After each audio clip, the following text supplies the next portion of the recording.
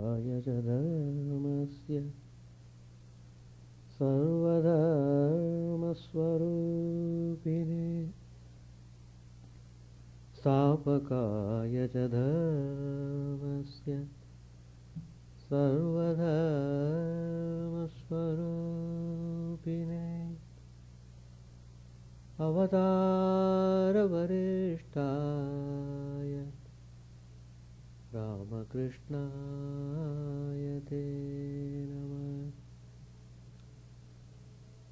Asato Ma Sadgamaya Tapaso Ma Jyotirgamaya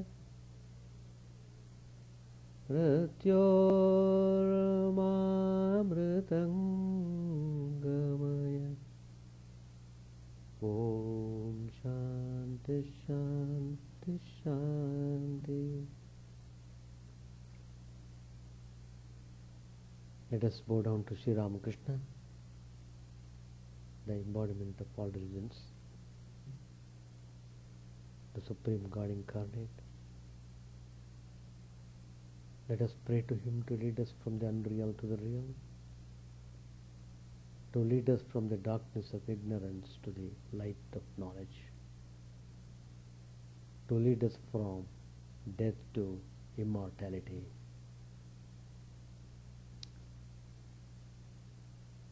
We have been studying Gospel of Sri Ramakrishna. Today's topic I have chosen: firmness essential in spiritual practice.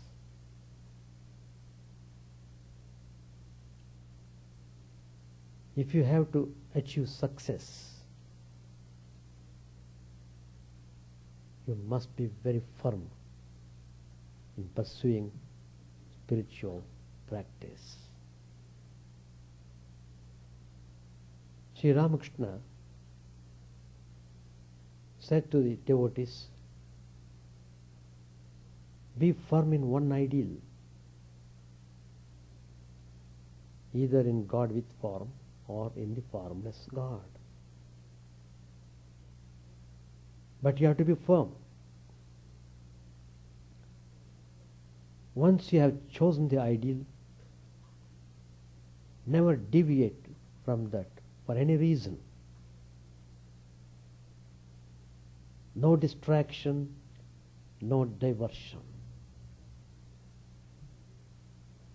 That means you have to pursue it with ekanishtha, with one-pointedness. You have to pursue the goal. Then alone will you realize God. So to the extent you are determined in your efforts, to that extent you will be nearer to the goal. Otherwise not. With firm and unwavering belief, the followers of God with form will realize Him, as will those who speak of Him as formless. You may eat a cake with icing either straight or sidewise. It will taste sweet either way.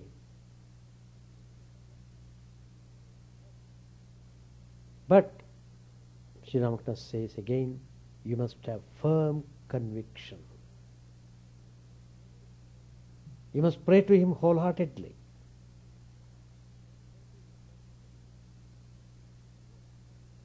It is true, people all over the world keep talking about God, God, God. Do you know what the God of worldly people is like? It is like children saying to one another while at play, I swear by God. They have learned the word from the quarrels of their aunts or grandmothers. Or it is like God to a dandy.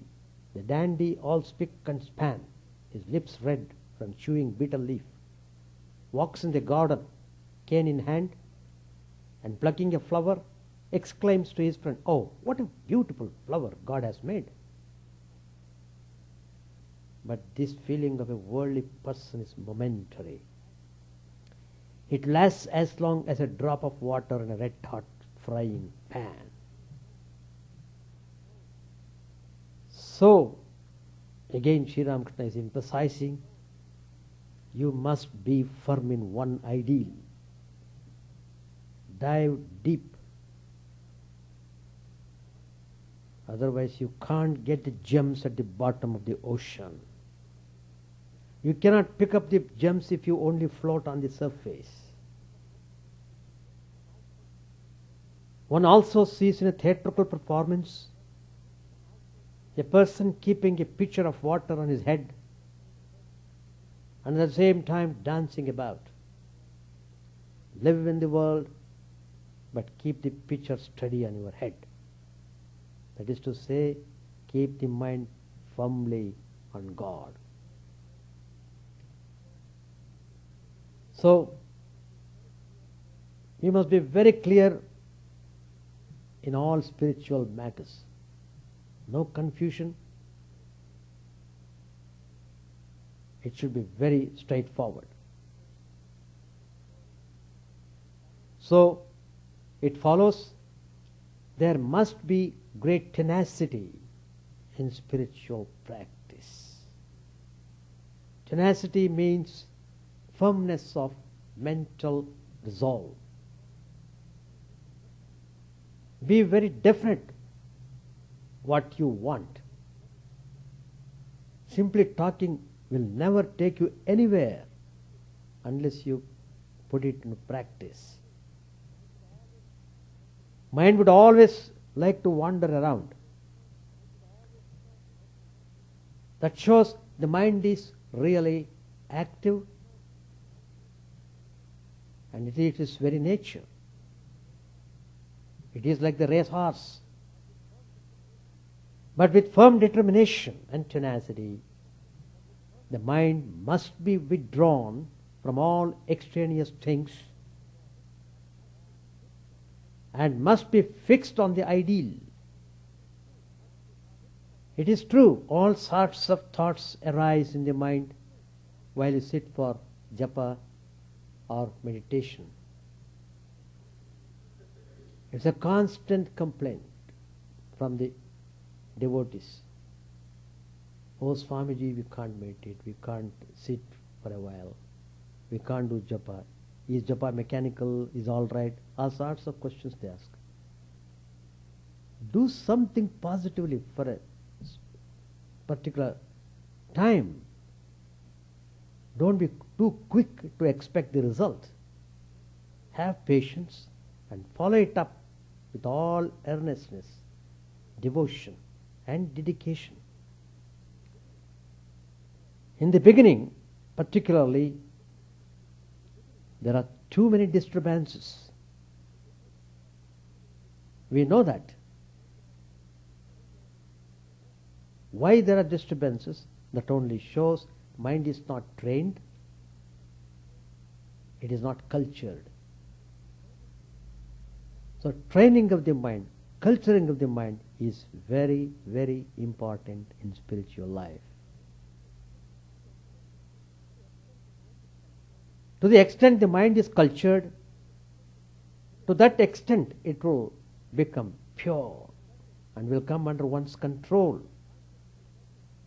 To concentrate the mind and to bring it under control, one must tell the mind, I shall now chant the name of God. I shall now sit for meditation. I shall not allow any other thoughts to arise. Like this you must deeply think. You must address the mind this way. Swami Chidananda ji, one of the direct disciples of Sri Ramakrishna, he used to say, write on the door of the mind during japa and meditation, no admission. No thoughts other than the thought of the chosen deity are now allowed within. If one meditates on the divine with one pointed devotion, with deep devotion, no other thoughts would be able to arise in the mind. They will be unsuccessful if they try to rise. It is true, no doubt, that it is extremely difficult to think of just one thought with single-mindedness. But is there anything man can't achieve? Man can do anything if he so wills. Sri Ramakrishna used to say, it is in the gospel, if a person bitten by a snake firmly believes that poison cannot enter into my body, there is no poison in my body, then even the poison of the snake cannot affect him. Repeatedly asserting that there is no poison, there is no poison. The poison of a cobra can also be nullified. Such is the power of a concentrated mind. So this tenacity, what we call in Sanskrit purushakara, or self-effort, if one has such a tenacity, you will see how divine help comes. You will recognize how God is very gracious to you. Sri Ramakrishna said, if you move one step towards me, I shall move 100 steps towards you. But we will have to take this first step. Then will he come towards us. God moves faster than us. Spiritual life is a combination of this self-effort and divine grace. But then there is no fixed rule that God will be gracious just because of self-effort. There are no conditions in spiritual life. For just as everything is under divine law, everything is beyond law also. There is no guarantee that if you do spiritual practice, he will definitely reveal himself. It is his will whether he should reveal himself or not. It is his prerogative. However, God is compassionate by nature. He is an ocean of unconditional grace and compassion. Swami Vivekananda has addressed Sri Ramakrishna in the Aratrika hymn, which we sing every day, evening, at the time of Arati. Swami Vivekananda has composed a verse. There he says, one who is the unconditional refuge of the devotees. His grace has no precondition, nor are there reasons behind his grace. But then, as Sri Ramakrishna has said, the granny does not want the players to touch her in the very beginning of the play. She wants the play to go on. She wants that everyone should eagerly try to touch her. That is the game of hide and seek. The granny wants the play to gain intensity.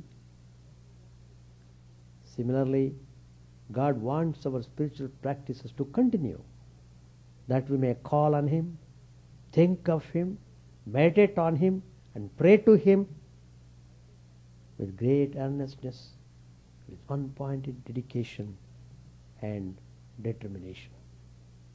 Seeing one's yearning and sincerity, God will bestow his grace. Then he will not be able to remain turning his face away from the aspirant. Sri Ramakrishna has said, God is a gentleman. A gentleman does not misbehave with anyone. He does not misbehave even if someone misbehaves with him. And there cannot be any possibility of misconduct with someone who behaves well with him. Hence, there must be surrender combined with spiritual practices. With determined effort, there must be prayer. He is my all in all. He is all powerful. Without His will, it is impossible to attain success in spiritual practice. The desire for and a resolve to do spiritual practice, these are His gifts. We offer His things back to Him when we do spiritual practice. Such thoughts must always be kept alive in the mind, and one must pray earnestly. With prayer, there must also be watchfulness. In one of the songs of Kamalakanta, it is said, keep away all evil propensities and evil attractions. Keep the eye of wisdom as the ever watchful guard. While there are evil tastes and temptations, so also there are good tendencies and right understanding. He alone would give us right understanding, but a spiritual aspirant will have to be careful even while he resorts to prayer. When prayer is combined with spiritual practice, by a watchful spiritual aspirant, God's grace descends. Then the power of the mantra is awakened. There are various facets or aspects like brute nature, human nature, divine nature, God nature, and so on in every human being. There are various levels. When the potential divine consciousness of the mantra awakens, the spiritual aspirant transcends his brute and human nature and ascends to the divine level. From divine consciousness arises the God consciousness. Then the difference between the name and the person named vanishes. They become one. Then an aspirant following the path of devotion obtains that highest state which is obtained by the path of knowledge. By the awakening of the power of the mantra, the animal nature and the human nature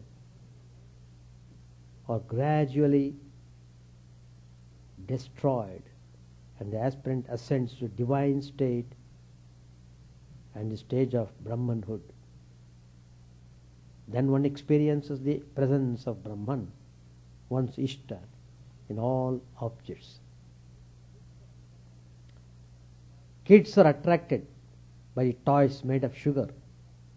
They are not interested in knowing how much sugar is in them. They are only interested in the toy. They are only interested in the toy. However, their father notes how much sugar is present in the toys. That thing which children delight in by considering the toyness, the father delights by considering the sugarness. He knows that the toy is nothing but sugar, but the boys and girls don't know this. Similarly, we are also covered with ignorance, hence we remain intoxicated by the attraction of the world. The man of knowledge knows that the Lord is the source of all attractions of the world and of worldly joys and worldly pleasures. Hence, he doesn't feel any attraction towards worldly enjoyments. It is said in the Taittiriya Upanishad, Raso Vaisaha. God is an embodiment of bliss. Can anyone feel attraction towards worldly pleasures after having this experience? Whether mind is inclined towards japa or not, whether you are able to do japa or not, go on doing it. Just as restlessness is the nature of the mind, japa similarly tends to raise the mind to higher levels. Therefore, let mind do its job. Let it behave according to its nature. Whether it is restless or extrovert, there is no use getting worried about it. For just as disturbance is naturally caused by a restless mind, in the same way peacefulness will also naturally be produced by the natural power of the mantra. Mantra's power goes on producing its effect upon the mind. Gradually, the power of the mind is defeated by the power of the mantra. Finally, the mantra power completely overpowers the power of the mind. Then mind becomes quiet. In such a mind, God's name continues to flow uninterruptedly. Mind does not get concentrated in japa. I am not able to engage my mind in japa and meditation. In spite of doing japa and meditation, mind does not become quiet. Or I don't get peace of mind. People say all such things only because they don't have dedication. They don't do spiritual practice with dedication and firm determination. In spiritual life, nishtha or total dedication is extremely important. Can mind become peaceful in a day? Small children dig the ground in their compound and sow the seed. Then they put earth on it and water the site. Next day they go to see whether the seed has grown into a plant or not. This is similar. Can the mind become controlled or peaceful by the spiritual practice of a day or two or a month or two? Is it an allopathic medicine that headaches or stomachache is relieved as soon as it is ingested? In the Bhagavad Gita, Lord Krishna tells Arjuna, Asamshayam mahabaho mano durnigraham chalam abhyasendu kaunteya vairagyena cha grihyate. Arjun, undoubtedly the mind is difficult to control and restless. But by practice and by dispassion, it may be restrained. It's called Abhyasa Yoga. Be very firm in your spiritual practice, everything will come by itself. Don't care for the result. Care for what you have to do. It is true that the mind is restless. Everybody knows. But that doesn't mean its restlessness cannot be controlled or the mind can't be made quiet. The mind can be quietened by regular practice. But can this be done in a day or month or in a year? Mind must be controlled gradually with firm determination. One must practice every day. Together with this, one must cultivate such thoughts. The Lord is my nearest and dearest. And with the help of His name, I shall be able to make that nearest and dearest as the most intimate being in my life. He is the only real being in this unreal world. This I shall realize. The Lord has called this the practice of vairagya or dispassion. Therefore, what is the use of worrying? The mind is not getting concentrated in japa or that it doesn't become quiet. One must be up and about. Sri Ramakrishna used to say that nothing can be achieved by those who are unmanly. Unmanly means those who are lazy, those who sleep too much, those who give all sorts of excuses when it comes to matters spiritual, those who don't have strong determination, those who can't make a resolve. Such people are classified as tamogunis. They lack zeal and vigor totally. They don't have zeal, they don't have vigor. So, there cannot be spiritual practice without grit. Grit comes from Rajogun. I will control my mind. I will definitely control it. The mantra which I have received by great good fortune by the Guru is not an ordinary mantra. It is a Siddha mantra. A powerful mantra capable of imparting realization. One must have such confidence. One must have such great Shraddha while repeating, remembering God's name, God's mantra. One must do spiritual practice as instructed by the Guru. As you go on doing your spiritual practice, the mind will become like a pet dog, like a tamed and trained dog. It moves about and acts as a master asks him to. By regular practice and by practice of yoga, vairagya, with firm determination, the mind also will one day obey your commands just like a tamed and trained dog. It will move as told, will stay where it is asked to stay. Mind must be trained very thoroughly. One must get mastery over the mind with the help of the mantra. One must do spiritual practice exactly as instructed by the Guru. Gradually, by the inherent power of the mantra, one day the mind will become peaceful. Then you will rightly be able to do japa. If you do japa in the right manner, your whole being will get filled with bliss. Finally, the aspirant will attain realization. So, one should have strong determination in the spiritual pursuit of the supreme goal of realizing God.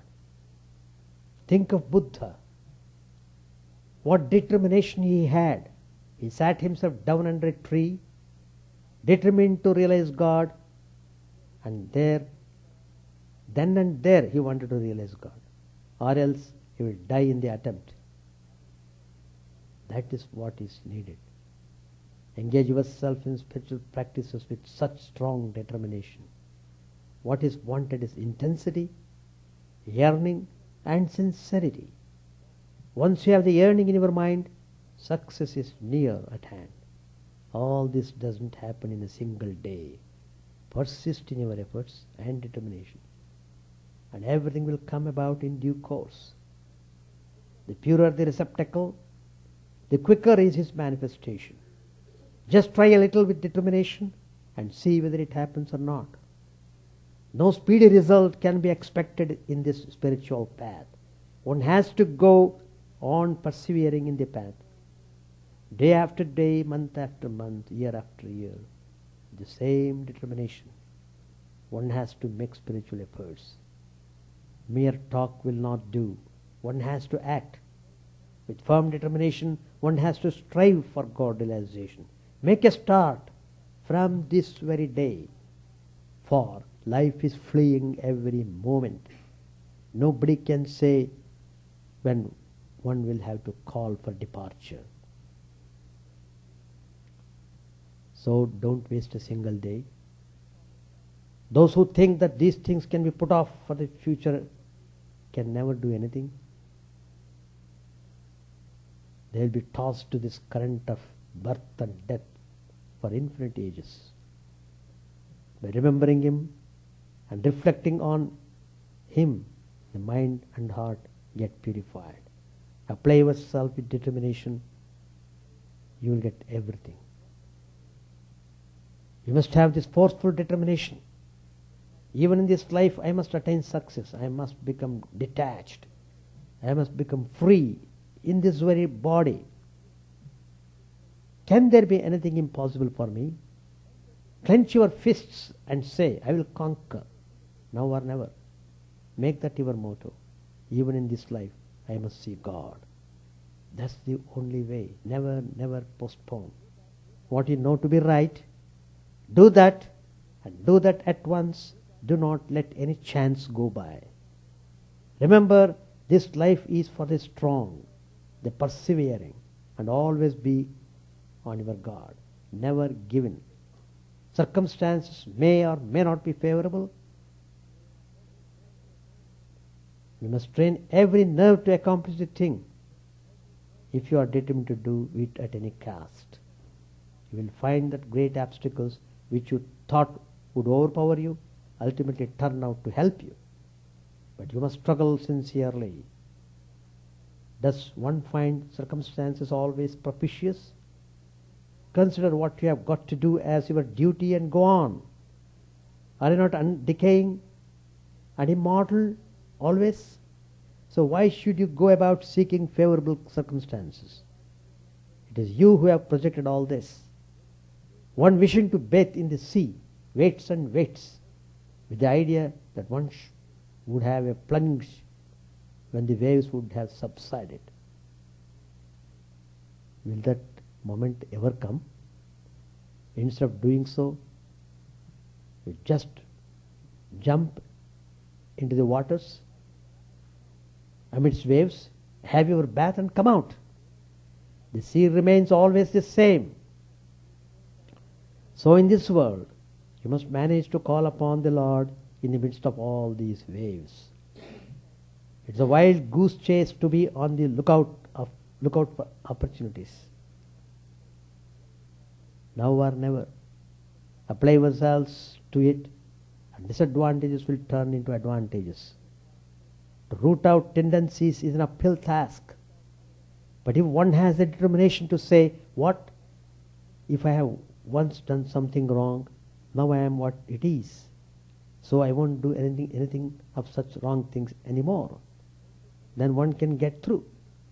The only remedy against repeated births is to take refuge in God and give up that clinging to the flesh with a firm determination, saying, I won't do it again. In that case, all the sins done previously will be forgiven, but a person must not play the hypocrite. Then all the old sins will come down upon him and exact their dues with compound interest. One should have great determination. We must control the mind and not allow the mind to control us. The best period of your life is slipping by. It won't return. But if you practice, you will see for yourself that within a few days a change will come over you. Everything will become clear and easy. Good impressions will establish themselves. Start now. Tell yourself, I shall do it. Be a determined spiritual aspirant. Say, either I succeed in the practice of repeating God's holy name, or I shall die in the attempt. You should have such determination. The only way out is to think of compassionate Divine Mother, night and day, to surrender ourselves to her unreservedly, with the determination to free ourselves from passions and to effect a complete suppression of them. Swami Chidananda ji, one of the direct disciples of Sri Ramakrishna, he said, when you meditate, you should think of your Guru as he is looking at you with affection and you are looking at him with love. Go on practicing like this with a simple heart and everything will come all right. So, firmness is essential in spiritual practice. If you want spiritual life, if you want to have success in spiritual life, you must be undoubtedly very firm in practicing disciplines. Page 774, Paltu said, won't you sing that one? Narendra asked, which one? Paltu said, when I behold thy peerless face. Narendra sang, when I behold thy peerless face beaming with love, O Lord, what fear have I of earthly woe or of the frown of sorrow? As the first ray of the dawning sun dispels the dark, so too, Lord, when thy blessed light bursts forth within the heart, it scatters all our grief and pain with sweetest balm. when on thy love and grace I ponder, in my heart's deepest depths, tears of joy stream down my cheeks beyond restraining. Hail, gracious Lord, gracious one, I shall proclaim thy love. May my life breath depart from me as I perform thy works. At Yam's request, Narendra sang again. Yam and many of the devotees listening with folded hands. Be drunk, O mind, be drunk with the wine of heavenly bliss. Roll on the ground and weep, chanting Hari's sweet name. Meditate, O my mind, on the Lord Hari, the stainless one, pure spirit through and through. How peerless is the light that in him shines. How soul bewitching is his wondrous form. How dear is he to all his devotees. Then again Narendra sang another song. This universe wondrous and infinite, O Lord, is thy handiwork. And the whole world is a treasure house, full of thy beauty and grace. The stars glisten innumerable, like gems on a necklace of gold. How can the myriad suns and moons ever be numbered above? The earth is glowing with grain and gold, thine ever brimming store. Uncounted stars, O God, sing forth, blessed, blessed art thou. Then he sang, upon the tray of the sky blaze bright the lamps of sun and moon, like diamonds shine the glittering stars to deck thy wondrous form. He continued, fasten your mind, O man, on the primal Purusha, who is the cause of all causes, the stainless one, the beginningless truth. As prana, he pervades the infinite universe. The man of faith beholds him, living, resplendent, the root of all. At Narayan's request, Narendra sang, come, come, mother, dole of my soul, my heart's delight. In my heart's lotus, come and sit, that I may see thy face. Alas, sweet mother, even from birth I have suffered much, but I have borne it all. Thou knowest, gazing at thee, open the lotus of my heart. Dear mother, reveal thyself there. Then Narendra sang a song of his own choice. He sang, in dense darkness, O mother, the formless beauty sparkles. Therefore the yogis meditate in a dark mountain cave. As Sri Ramakrishna heard this soul-enthralling song, he went into samadhi. Narendra sang again, be drunk, O mind, be drunk with the wine of heavenly bliss. The master was in samadhi. He was sitting on a pillow, dangling his feet, facing the north and leaning against the wall. The devotees were seated around him. In an ecstatic mood, Sri Ramakrishna talked to the Divine Mother. He said, I shall take my meal now. Art thou come? Hast thou found thy lodging and left thy baggage there and then come out? He continued, I don't enjoy anybody's company now. Why should I listen to the music, mother? That diverts part of my mind to the outside world. The master was gradually regaining consciousness of the outer world. Looking at the devotees, he said, years ago, I used to be amazed to see people keeping koi fish alive in a pot of water. I would say, how cruel these people are. They will finally kill the fish. But later, as changes came over my mind, I realized that bodies are like pillowcases. It doesn't matter whether they remain or drop off. Bhavanath said, then may one injure a man without incurring sin?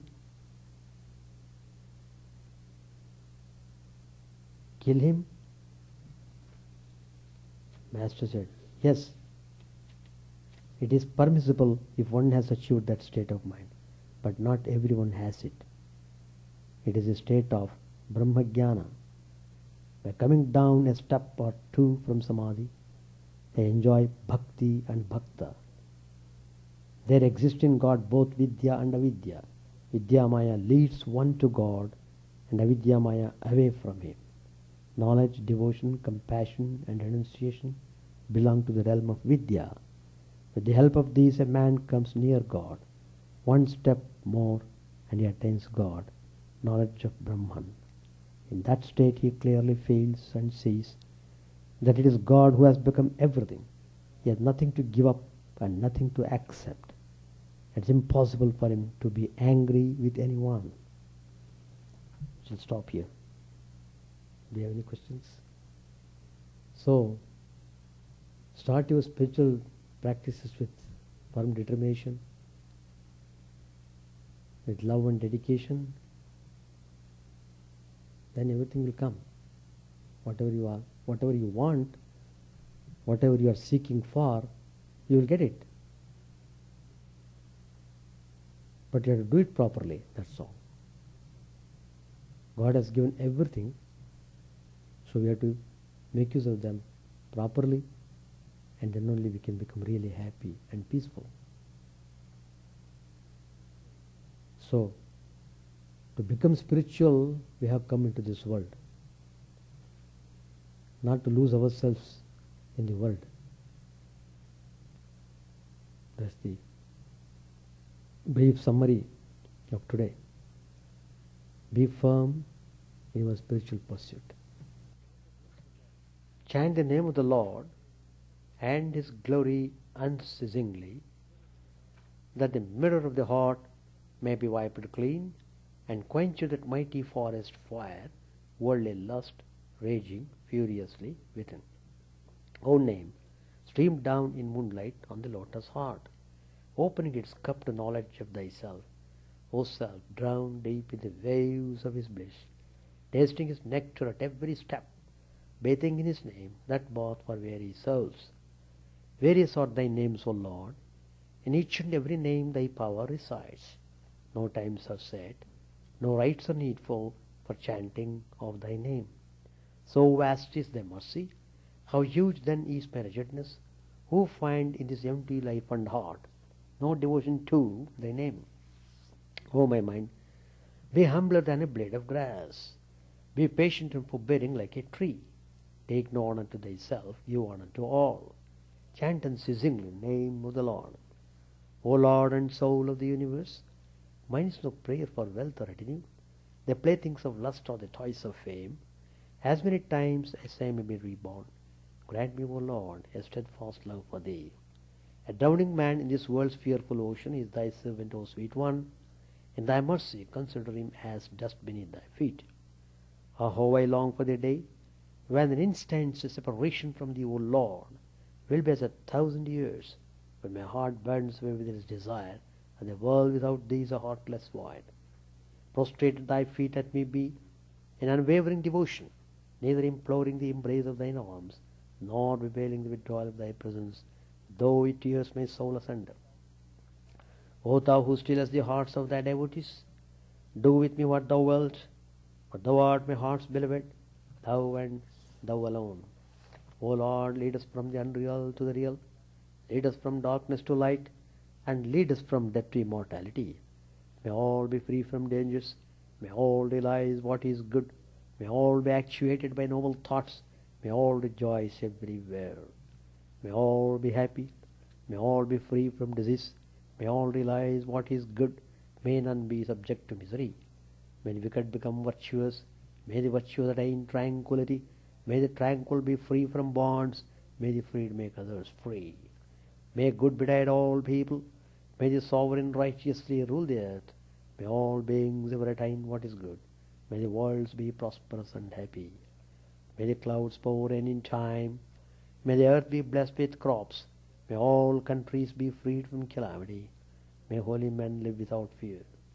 May the Lord, the destroyer of sins, the presiding deity of all sacred works, be satisfied, for He being pleased, the whole universe becomes pleased. He being satisfied, the whole universe feels satisfied.